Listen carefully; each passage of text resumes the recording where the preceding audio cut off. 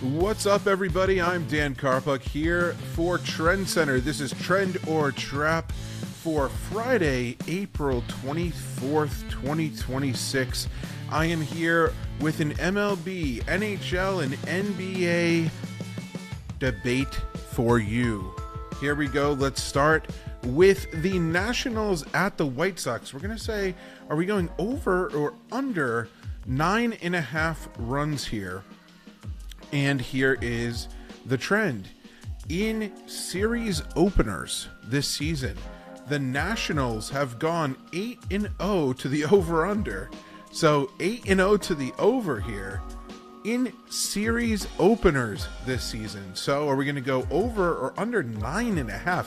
Pretty hefty total here. I'm going to go with the trend and go with the over. And here's why. The Nationals boast a 18-7-1 over-under record, so that's a 72% over rate, the highest in the majors.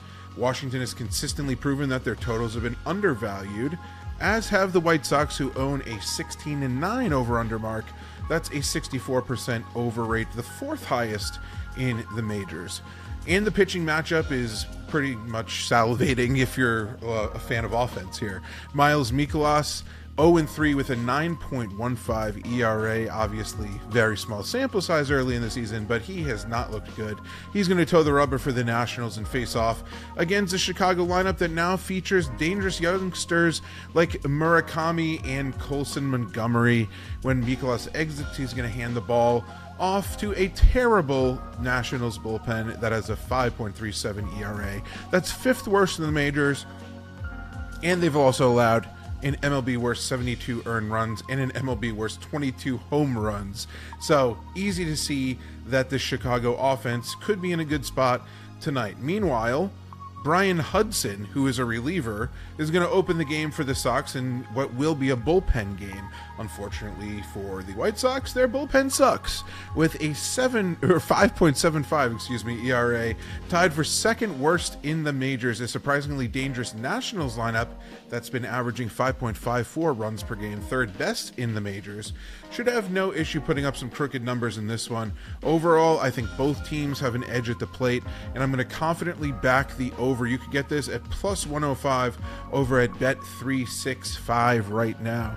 So great opportunity there if you also believe that a lot of runs are going to be scored in that game.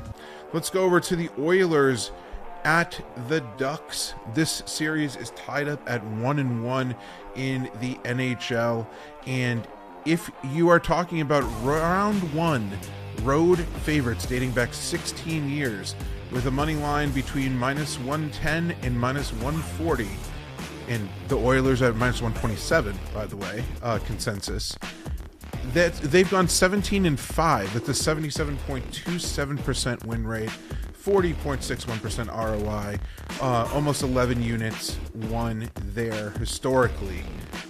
So here's the question. Are we going to go and say that this is a trend to tail, or is this a trap, and should we go with the Ducks at home? I'm going to go with the Oilers and say that this is a trend to tail. With their series tied 1-1 here, Oilers superstar Connor McDavid has been held without a point. He's actually -2, which is astounding since he finished the regular season with 138 points, 48 goals, 90 assists, scored a point in all of Edmonton's 41 regular season wins. Game 1 was actually the first time all season where the Oilers won without a single contribution from him. So it goes without saying that he's going to need to find a way to get going in Game 3, even with the Ducks making it a point to crowd the middle of the ice and limit him with physicality. But special teams have been really bad in this series so far for the Oilers. They're 0-6 on the power play, allowed 3 goals on 5 shorthanded situations, and have allowed a shorthanded goal as well. However, it's important to note that the Oilers had the NHL's best power play unit in the entire league this season, converting on 30.6% of those opportunities.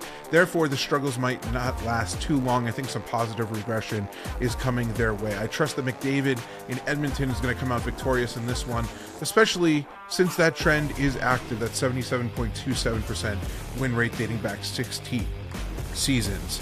So I do like that one as well. Finally, let's go to the NBA. The Celtics are going to take on the 76ers in Philadelphia in Game 3, and these teams are tied up at 1-1 after a surprising win by the Sixers in Game 2. But in this situation, the Celtics have historically bounced back as a favorite over the last 2 seasons.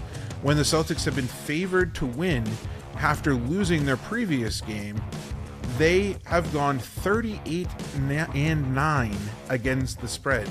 That's an 80.85% win rate, a plus 28.1 units, a 54.35% ROI. That's dominant. So Joe Mazzulla and his staff have prepared their team well in these bounce back spots over the last couple seasons. And we have to take a look at what actually happened in Game 2. As a Celtics fan, I hate to say, that I was really disgusted by what happened in Game 2 here, especially after the Celtics beat Philly by 32 in Game 1. The Celtics were pretty much just haunted by a terrible shooting night. They shot 39.3% from the field in Game 2, terrible from beyond the arc, 13 for 50 for just 26%. Philly, on the other hand, 19 of 39 from 3, 48.7%. They could not miss in Game 2. And when you look back at Game 1, they went 4 for 23. That's 17.4% with essentially the same personnel. So I think that was a little bit outside the realm of possibility for them to do something similar in Game 3 here. It goes without saying that the Celtics, if the Celtics converted a handful more of their looks, Philly shot like they normally do, which was under 35%, 34.9%, which was 23rd from beyond the arc in the regular season. Then the outcome of Game 2 would have been completely inverted, and we would be looking at a 2-0 series lead by the Celtics. But, credit to Philly for going out there and shooting the ball well. I'm going to just say that Game 2 result is chalked up to variance that happens from time to time. I'm going to go right back to the well for Game 3 and say that Boston, which is clearly the superior team, is going to take care of business on the road, especially if Joel Embiid sits again. Who knows what's actually going on with him? I know he has appendicitis, but his status is uncertain. I think there's a ton of value here for a team that, like I mentioned, is clearly superior.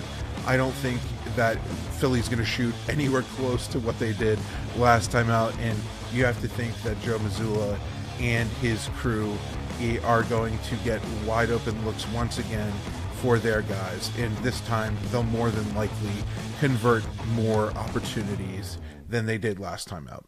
So with that being said, I'm going to go with the Celtics -7.5. You can get this at plus 100 over at Kalshi if you want to double your money. Well, that's it for the Friday edition of Trend or Trap.